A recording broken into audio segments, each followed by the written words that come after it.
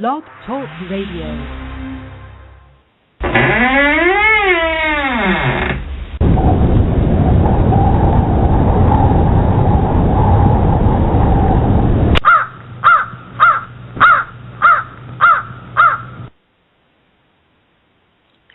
Hello, welcome to Hidden Human Story Radio with your host, Rita Jean Moran. Today is Friday, July 19th, 2013, and I'm your host, Rita Jean Moran. Welcome back. The last few shows that I've done have covered an ancient bloodline that won a great war. This bloodline, according to my research, existed about 16,000 to 17,000 years ago. The bloodline traveled the world and taught the mysteries of science, agriculture, biology, medicine, math, astronomy, and many other things, including laws to live by. This great bloodline interbred with one another, while all other bloodlines of the Titans were basically exterminated.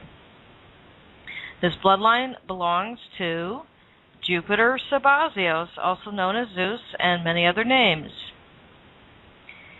Everyone has a story to tell, as I said the last time, and that is one of the rules of the library in my Library Kids series.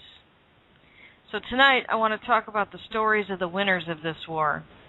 I want to talk about the Olympians and their allies, and then I want to talk about their enemies, the Titans. Let's begin by reading from Ovid. Ovid was a Roman poet that lived from 43 BC to 17 AD. He wrote an epic poem called Metamorphosis. According to Wikipedia, the Metamorphosis, Ovid's most ambitious and popular work, consists of a 15-book catalog written in dactylic hexameter about the transformations in Greek and Roman mythology set with a loose mytho-historical framework. Each myth is set outdoors where the mortals are often vulnerable to external influences. Almost 250 different myths are mentioned. The poem stands in the tradition of mythological and aetiological catalog poetry such as Hesiod's Catalog of Women, Callimachus' Aetia, Nicander's Heteroumena, and Parthenius' Metamorphosis. The first book describes the formation of the world, the ages of man, the flood, the story of Daphne's rape by Apollo, and Io's by Jupiter. The second book opens with Phaethon and continues describing the love of Jupiter with Callisto and Europa. The third book focuses on the mythology of Thebes, with the stories of Cadmus, Actaeon, and Pentheus. The fourth book focuses on three pairs of lovers, Pyramus and Thisbe, Salmachus and Hermaphroditus, and Perseus and Andromeda. The fifth book focuses on the Song of the Muses, which describes the rape of Proserpina. The sixth book is a collection of stories about the rivalry between gods and mortals, beginning with Arachne and ending with Philomela. The seventh book focuses on Medea, as well as Cephalus and Prosus. The eighth book focuses on Daedalus' flight, the Caledonian boar hunt, and the contrast between pious Bacchus, and Philemon, and the wicked Erysichthon. The ninth book focuses on Heracles and the incestuous Byblis. The 10th book focuses on stories of doomed love, such as Orpheus, who sings about Hyacinthus, as well as Pygmalion, Myra, and Adonis. The 11th book compares the marriage of Pelis and Thetis with the love of Syx and Alcyone. The 12th book moves from myth to history, describing the exploits of Achilles, the battle of the centaurs, and Iphigenia. The 13th book discusses the contest over Achilles' arms and Polyphemus. The 14th moves to Italy, describing the journey of Aeneas, Pomona, and Vertumnus and Romulus. The final book opens with a philosophical lecture by Pythagoras and the deification of Caesar.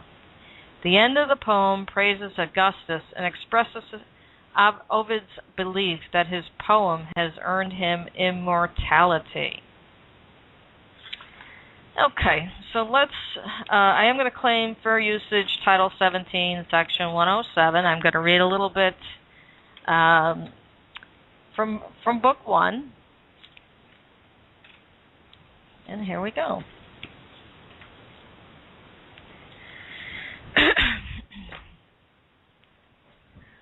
My soul would sing of metamorphosis, but since, O gods, you were the source of these bodies becoming other bodies, breathe your breath into my book of changes. May the song I see be seamless at its way, weaves from the world's beginning to our day. Before the sea and lands began to be, before the sky had mantled everything, then all of nature's face was featureless. What men call chaos, undigested mass of crude, confused, and scumbled elements, a heap of seeds that clashed, of things mismatched. There was no Titan sun to light the world, no crescent moon, no Phoebe to renew her slender horns in the surrounding air. Earth's weight had yet to find its balanced state, and Amphitrite's arms had not yet stretched along the farthest margins of the land. For though the sea and land and air were there, the land could not be walked upon. The sea could not be swum. The air was without splendor. No thing maintained its shape. All were at war.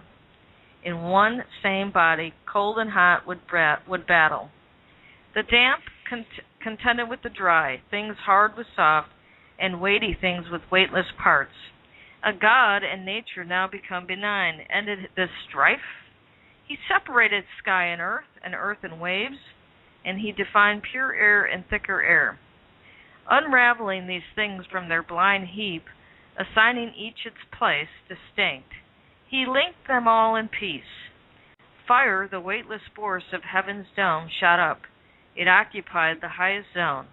Just under fire, the light air found its home. The earth, more dense, attracted elements more gross. Its own mass made it sink below, and flowing water filled the final space. It held the solid world in its embrace, when he, whichever god it was, arrayed that swarm, a line design allotted, made each part into a portion of a whole. Then he, that earth might be symmetrical, first shaped its sides into a giant ball. Interesting, because accordingly, we were all thinking the earth was flat. But this is, over 2,000 years ago, saying that the earth was shaped into a giant ball. He then commanded seas to stretch beneath high winds, to swell, to coil, to reach and ring shorelines and inlets, and he added springs and lakes and endless marshes, and confined descending streams and banks that slope and twine. These rivers flow across their own terrains. Their waters sink into the ground or gain. The sea and are received by the wide plain of fair waters there. They beat no more against their banks, but pound the shoals and shores. At his command, the fields enlarged their reach. The valleys sank, the woods were clothed with leaves, and rocky mountains rose. And the sky divides into two zones on its right side, with just as many to the left, to which the hottest zone is added as a fifth. The god provided regions that divide the mass the heavens wrap, and he impressed as many zones upon the earth. Of these, the middle zone, because of its fierce heat, is uninhabitable, and thick snows cover two outer zones. Between them he aligned two other regions, and to these he gave clement climate, mixing heat and cold. Above the air extends, and forasmuch as earth is heavier than water, so is their air more ponderous than fire. He ordered fog and clouds to gather there in air, and thunder which would terrify the human mind. Thereto the god assigned the winds that from colliding clouds breed lightning. Yet he who was the world's artificer, did not allow the winds to rule the air, unchecked, set free to riot everywhere, but which each wind received a separate track, it still is difficult to curb their blasts, to keep the world which they would rend intact. Though they are brothers, they forever clash. Euros retreated toward Aurora's lands, into the Nabataeans' kingdom, into Persia, where the rays of morning meet the morning crest. And Zephyrus now went to the shoreline warmth, and sunset in the west. To Scythia, beneath the northern wane, swept horrid Boreas, incessant rain and mist that drenched the southlands opposite. This was the work of Auster. The god placed above these winds the ether without weight, a fluid free of earth's impurity. No sooner had he set all things within defining limits than the stars, long hid beneath the crushing darkness, could begin to gleam throughout the heavens, that no region be left without its share of living things. Stars in the forms of gods then occupied the porch of heaven, and the waters shared their dwelling with the gleaming fishes. Earth received the beasts, and restless air the birds. An animal with higher intellect, more noble, able one to rule the rest, still, such was the living thing the earth still lacked. Then man was born, either the architect of all, the author of the universe, in order to beget a better world, created man from seed divine, or else Prometheus, son of Iapetus, made man by mixing new-made earth with fresh rainwater. For earth had only recently been set apart from heaven, and the earth still kept seeds of the sky, remains of their shared birth. And when he fashioned man, his mold recalled the masters of all things, the gods. And while the other animals are bent, head down, and fix their gaze upon the ground, to man he gave a face that is held high. He had man stand erect, his eyes upon the stars. So was the earth, which until then had been so rough and indistinct, transformed. It wore a thing unknown before, the human form. The first age was an age of gold. No law and no compulsion then were needed. All kept faith. The righteous way was freely willed. There was no penalties that might instill dark fears, no menaces inscribed upon bronze tablets. Trembling crowds did not implore the clemency of judges, but secure men lived without defenders. In those times, upon its native mountain heights, the pine still stood unfelled. No wood had yet been hauled down to the limpid waves, and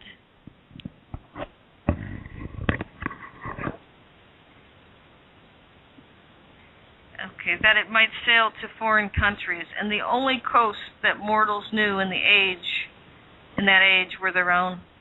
The towns were not yet girded by steep moats. There were no curving horns of brass and no brass trumpets. Straight, unbent, there were no swords, no helmets.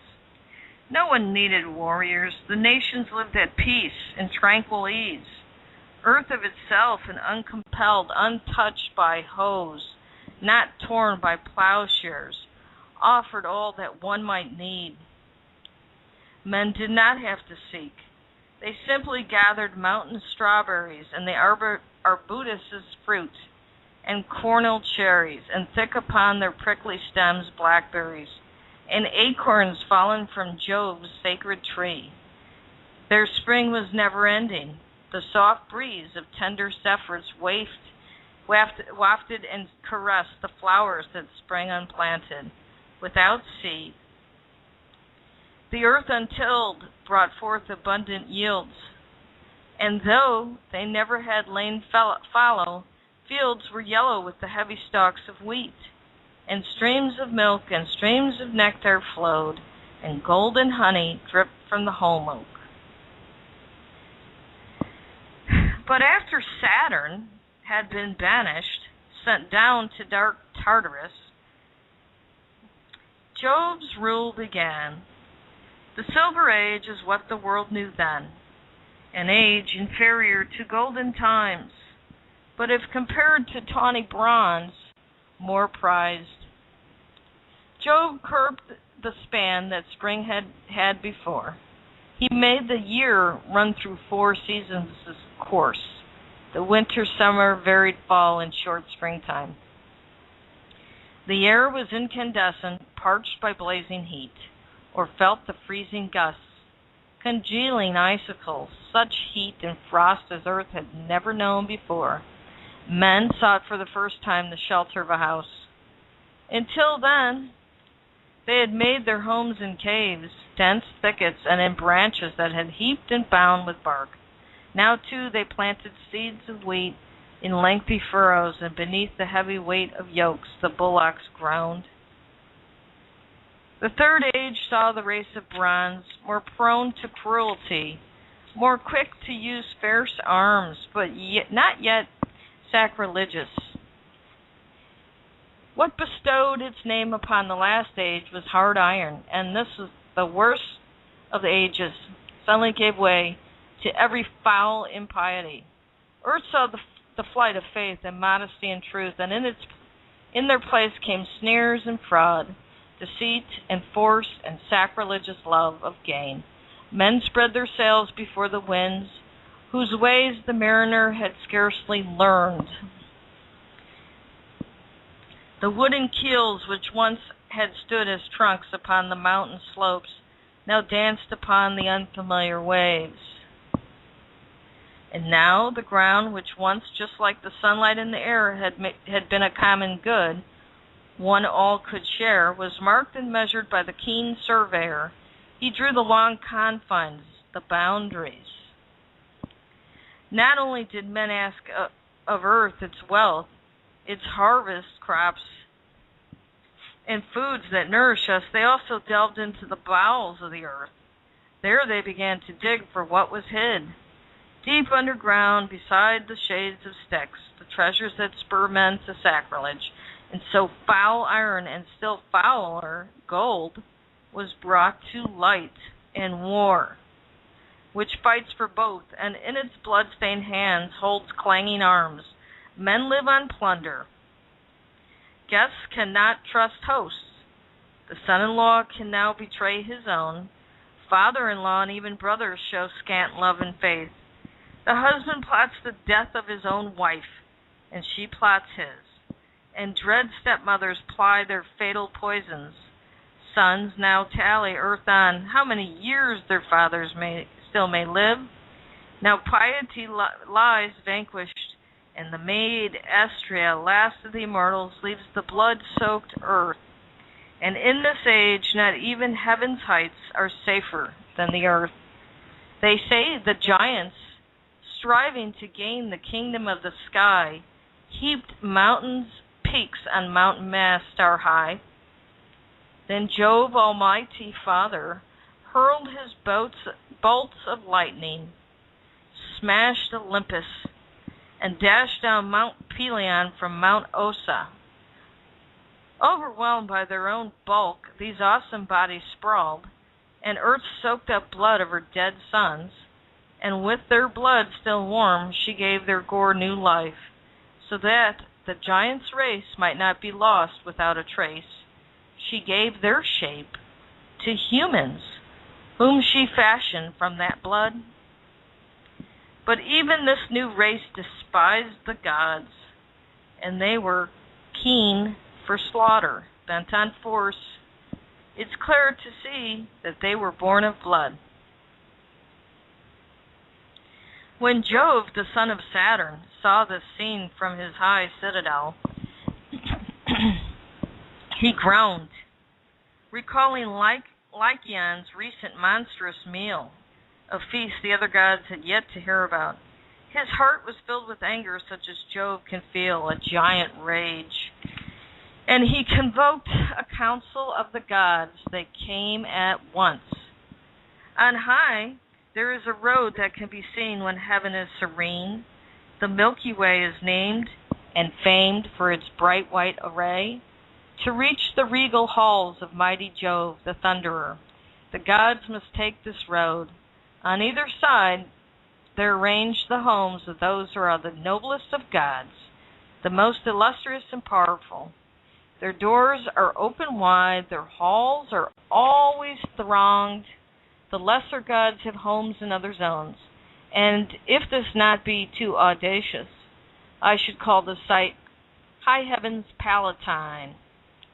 And now within the marble council hall the gods were seated, throned above them all, and leaning on his ivory scepter, Jove, 3 times and then a 4th, shook his dreadlocks, and so perturbed the earth and sea and stars. Then opening his angry lips he said, Now more than ever I am plagued, beset by cares in governing the whole world.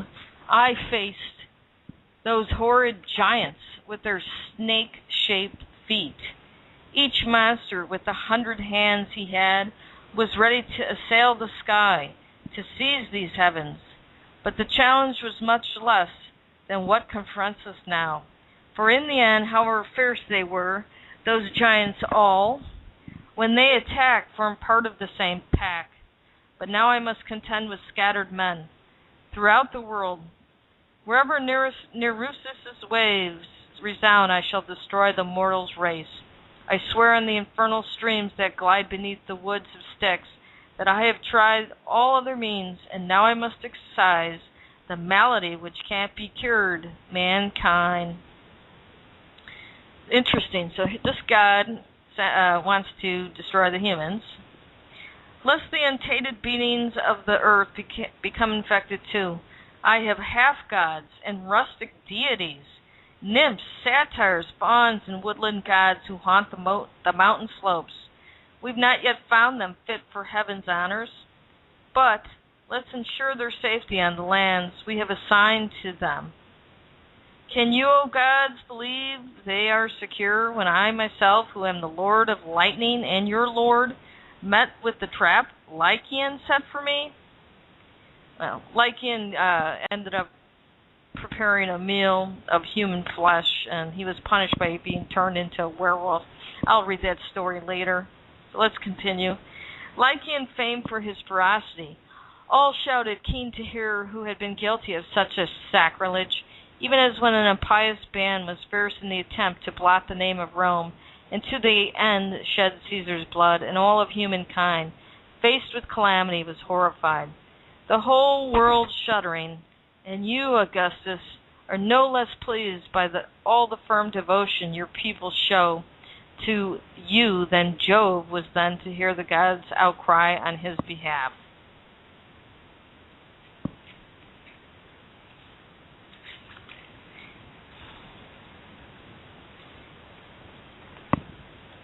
Okay, I'm going to skip ahead a little bit and read a few passages of how he pretty much destroys the world with a flood. And now as Jove was just about to hurl his thunderbolts at the whole earth, he stayed his hand. He was afraid that all those flames might set the sacred sky ablaze, ignite the world from pole to pole. He brought to mind that in the book of fates, this was inscribed, a time would come when sea and land would burn, a conflagration that would overturn the palace of the sky, in fact, destroy the stunning fabric of the universe. And so Jove set aside his lightning bolts, forged by the Cyclops in their stead.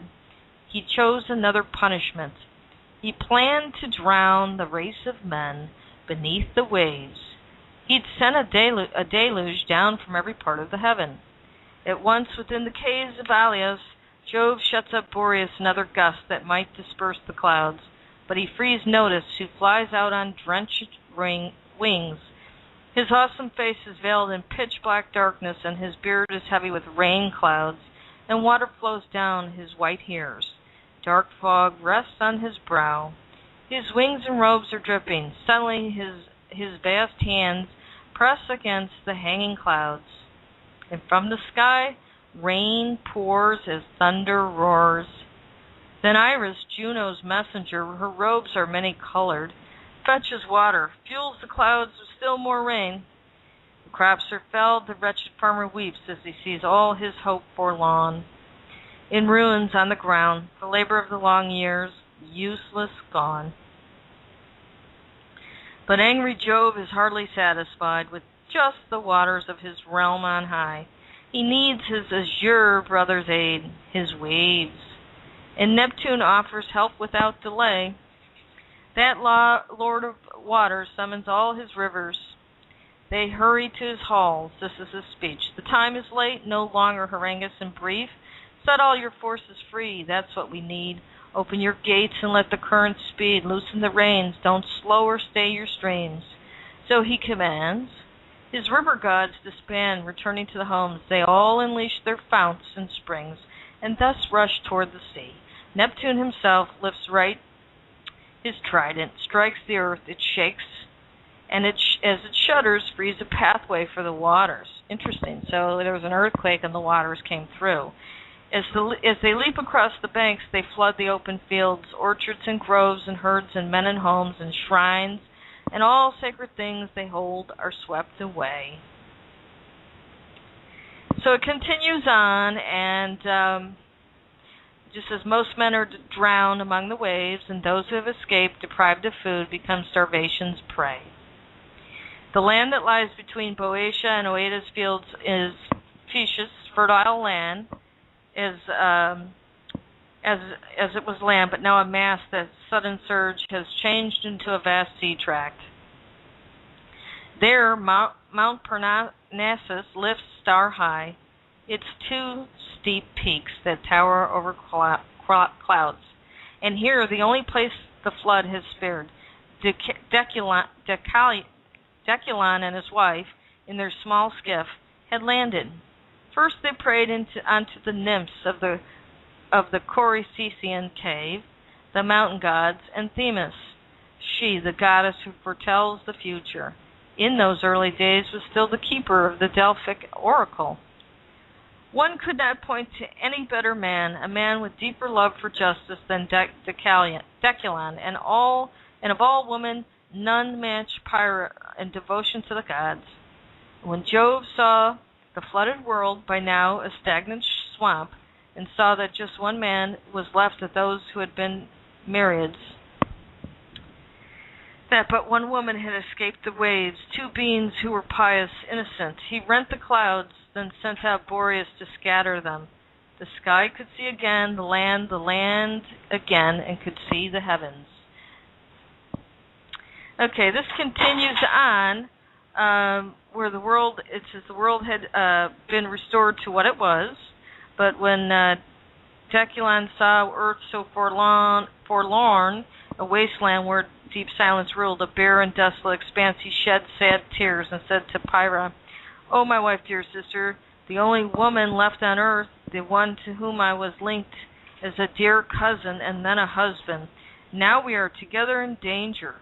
All the lands, both east and west, are empty now, and we are left alone."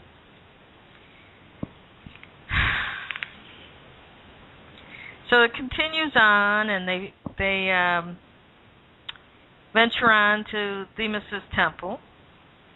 And then they're eventually told, says her husband's explanation solaced Pyrrha, yet hope was not yet firm, for after all, they both were doubtful of the oracle. But what is wrong in trying? They set out, they veil their heads, they both ungird their cloths, and they throw stones behind them as they go. And yes, if those of old did not attest the tale I tell you now, who could accept its truth? The stones began to lose their hardness. They softened slowly, and in softening changed form. Their mass grew greater and their nature more tender. One could see the dim beginning of human forms, still rough and inexact, the kind of likeness of a statue has.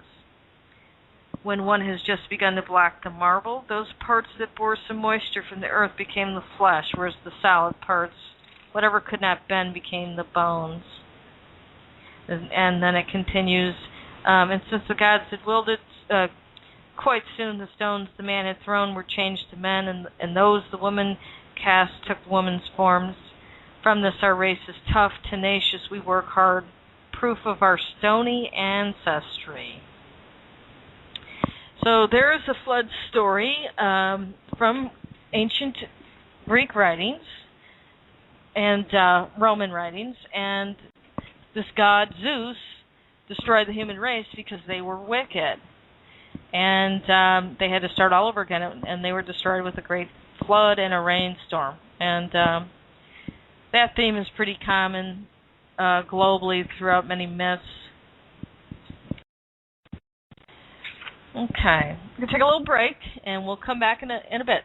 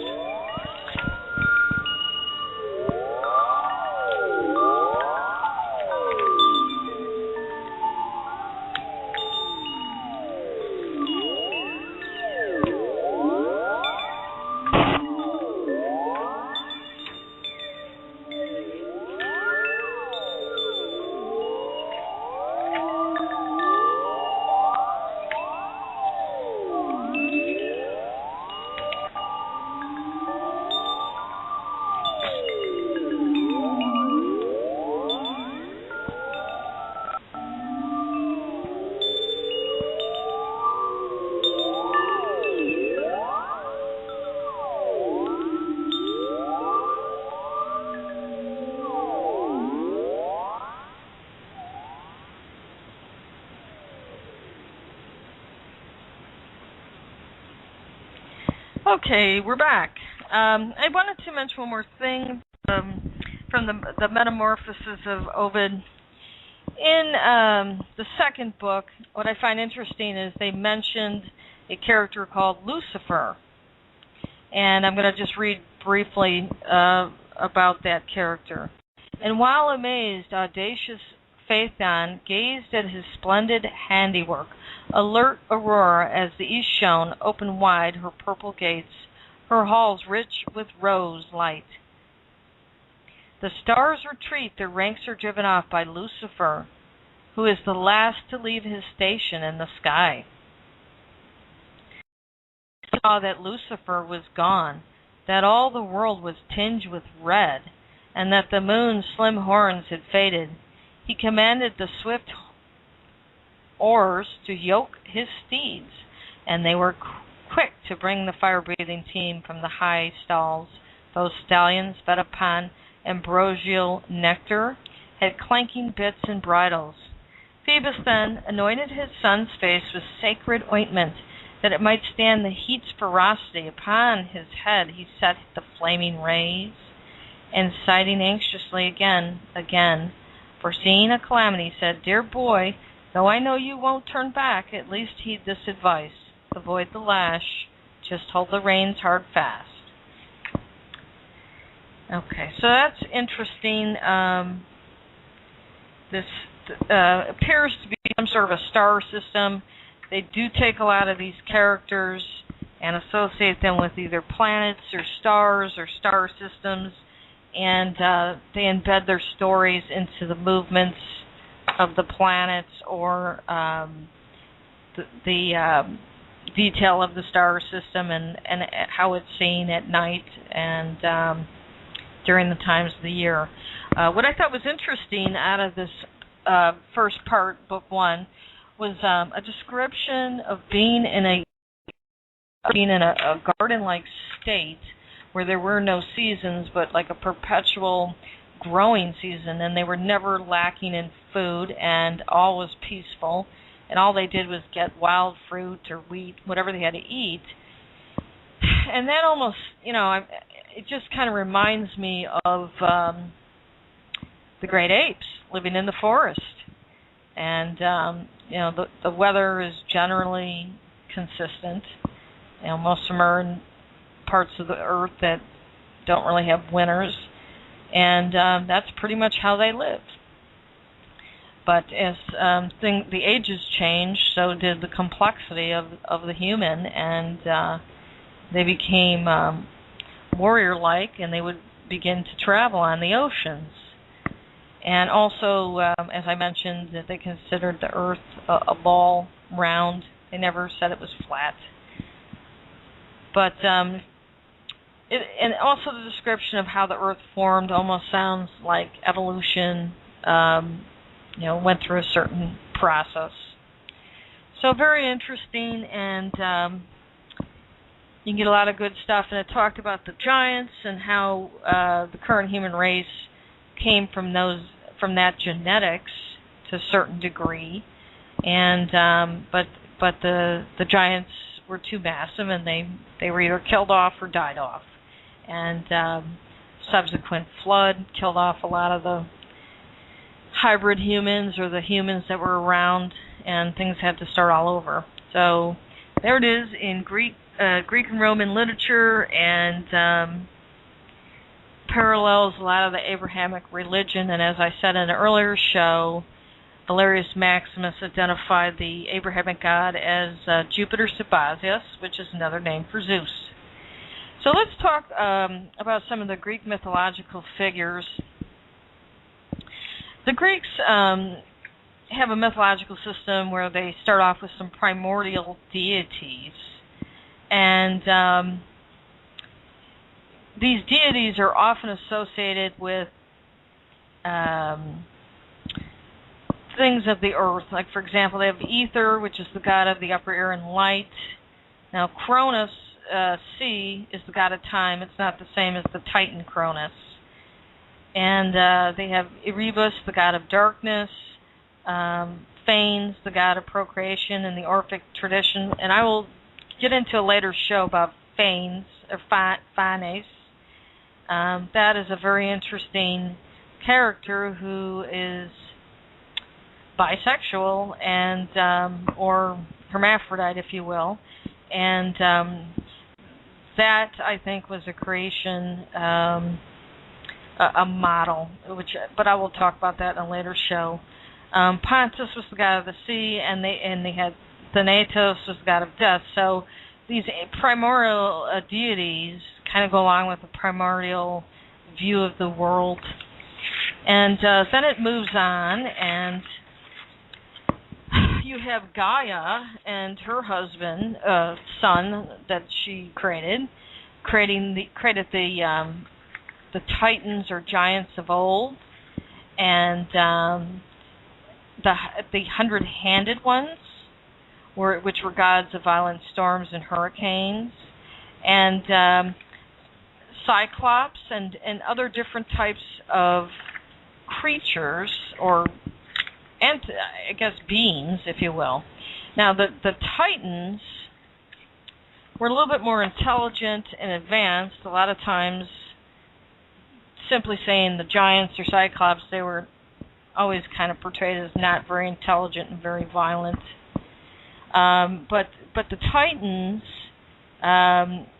started to look at things scientifically and come up with mystery schools or teachings, and they were also associated with some of the planets or star systems. And if you go out and you look at the moons of Saturn, many of those are named after the Titans. Some of the Titans, for example, Hyperion was a Titan of light. Iapetus was a Titan of mortality and the father of Prometheus, Epimetheus, Menoetius, and Atlas. Those are some of the Titans. Some of them align with Zeus, and the Olympians, and others did not. Coeus was a Titan of intellect.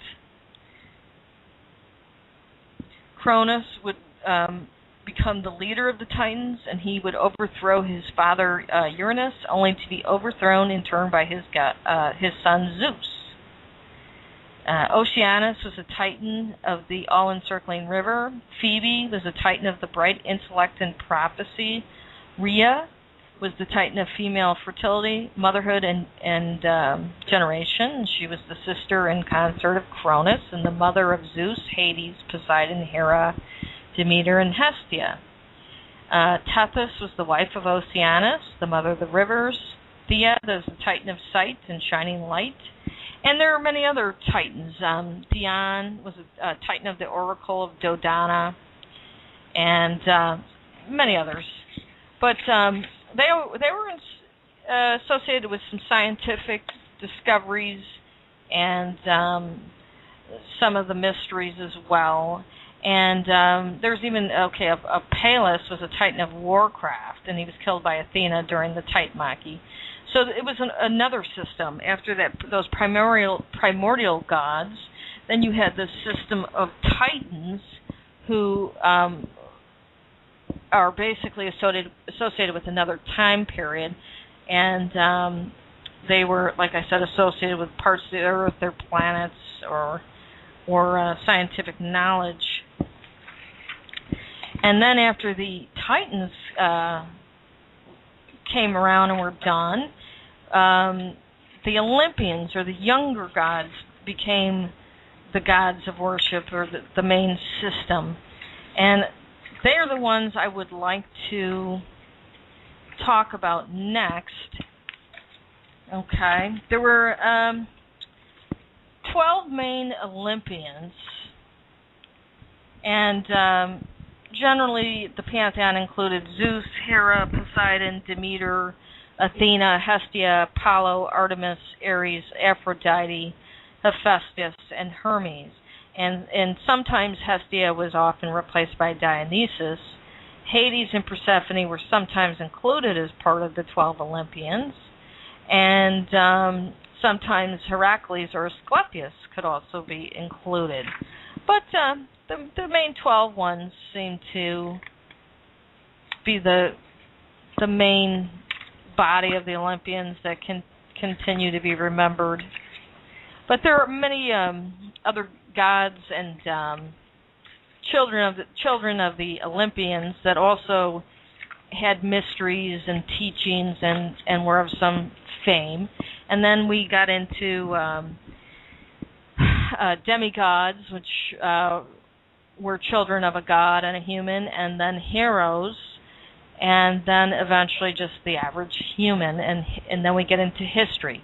Now, history is the story of the human race that was written down. Prehistory is basically the story of the human race before writing. So there's a lot of prehistory that is being described in some of these ancient books, but we don't have anything that talks or has been found that is in writing about that time period by those people. Okay, so let's talk a little bit about the Olympians, and I want to talk about some of their sacred symbols and their sacred animals and the things that they are associated with, because many of their symbols and mysteries are very present with us today in the form of corporate logos, in the music industry, in the videos, in the songs, in Hollywood, in advertising, and architecture. And if you get a chance to go to some of these European countries, there'll be a lot of this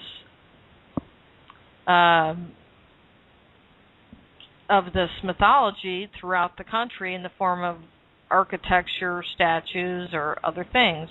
You can find some of it in America as well.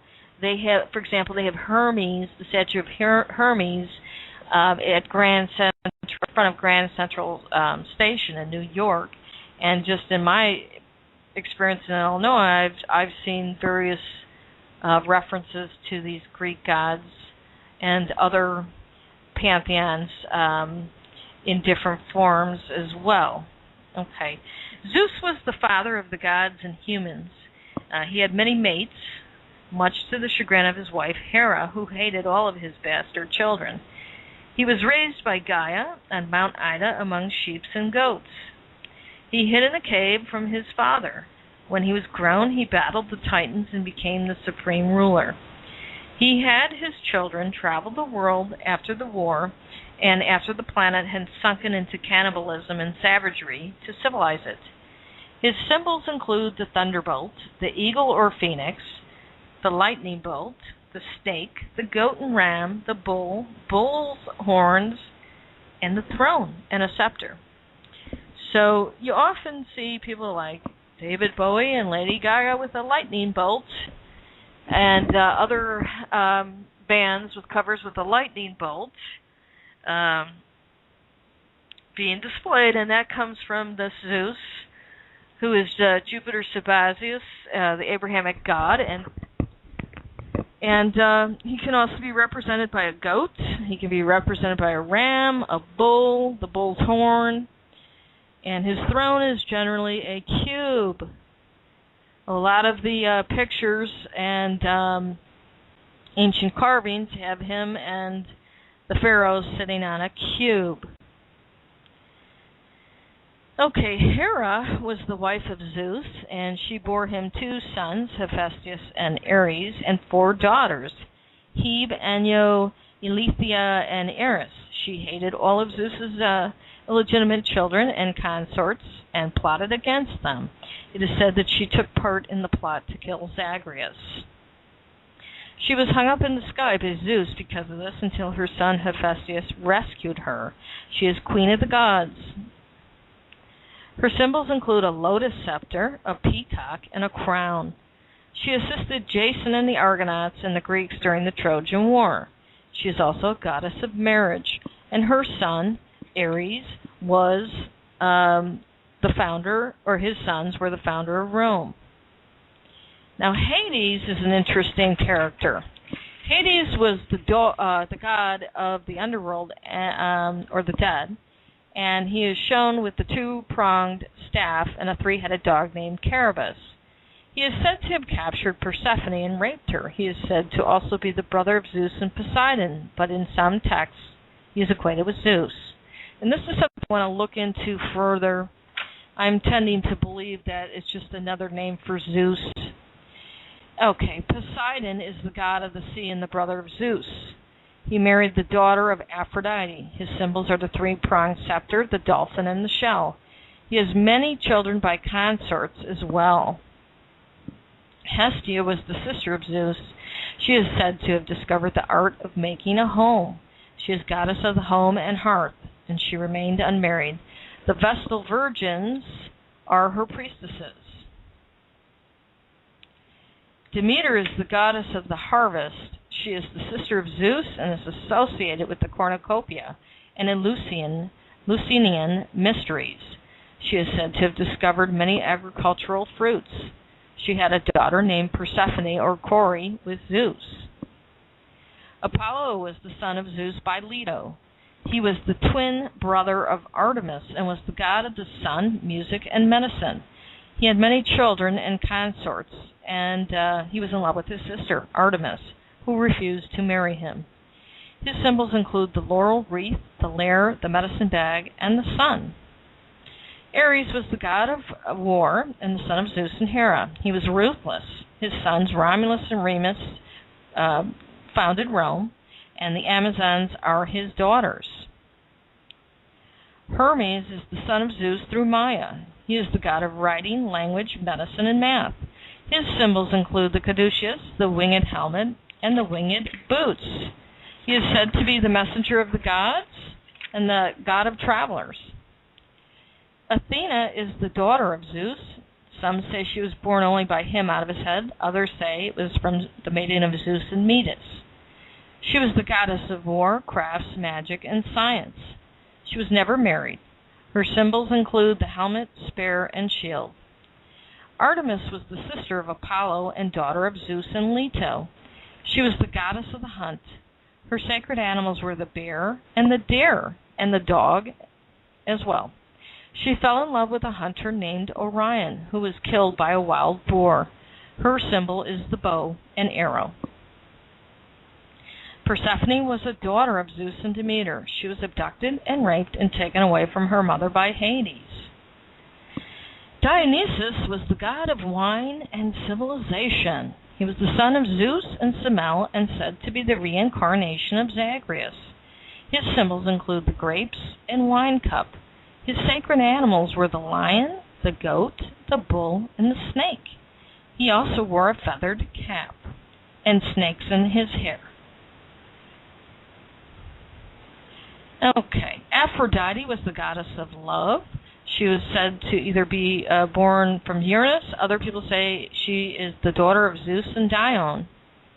Hephaestus was the crafter and blacksmith, and he was the son of Zeus and Hera.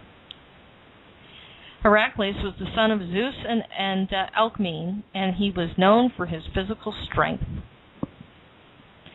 Gaia was the mother of all gods and titans and other beings. She created her consort and created all of the giants. Uranus was the consort of Gaia. He was castrated by his son Kronos, who took over the throne. Kronos was a titan who married his sister Rhea. Together they bore the Cronites. He swallowed his children because the prophecy of them would overthrow him. Zeus made him vomit them up and rescued his brothers and sisters. Rhea was the mother of Zeus, Poseidon, Hades, Demeter, Hestia, and Hera, and she helped raise Dionysus. Now, the original 12 titans that I mentioned before were created from Gaia, and I'm just going to read over their names real quick. Oceanus and Tethys, Hyperion and Thea, Coeus and Phoebe, Cronus and Rhea, Mnemosyne and Themis, Creus and Iapetus. And there were children of Oceanus and Hyperion and Coeus and Iapetus and Creus. And some of them mated with Zeus, others sided with the Olympians, others did not. Atlas did not, and Iapetus and the other titans definitely did not side with Zeus and the Olympians. So as I said before, there were primordial gods and titans that were giants, and then the Olympians, and then demigods and heroes.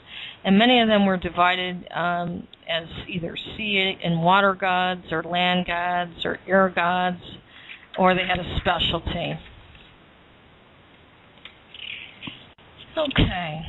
Now, eventually I want to get into the Mithric cult, the Orphic cult, and Abrahamic religions, because they all stem from the Zeus cult. And down the road I'll do some shows on that. As I said earlier, the Orphic cult has a god that is basically a hermaphrodite. And this should ring a bell for those that are familiar with the Baphomet or the Gnostic writings from the Nag Hammadi library. The Eleusinian mysteries are associated with the goddess cults, such as Rhea and Demeter. Now, according to Wikipedia, the Eleusinian mysteries were initiation ceremonies held every year for the cult of Demeter and Persephone, based at Eleusis in ancient Greece. Of all the mysteries celebrated in ancient times, these were held to be ones of the greatest importance. It is acknowledged that their basis was an old agrarian cult, which probably goes back to the Mycenaean period, 1600 to 1100 BC, and it is believed that the cult of Demeter was established in 1500 BC. The idea of immortality, which appears in synchronistic religions of antiquity, was introduced in late antiquity. The mysteries represented the myth of the abduction of Persephone from her mother Demeter by the king of the underworld, Hades, in a cycle with 3 phases: the descent, the search, and the ascent. And the main theme, the ascent of Persephone and the reunion with her mother.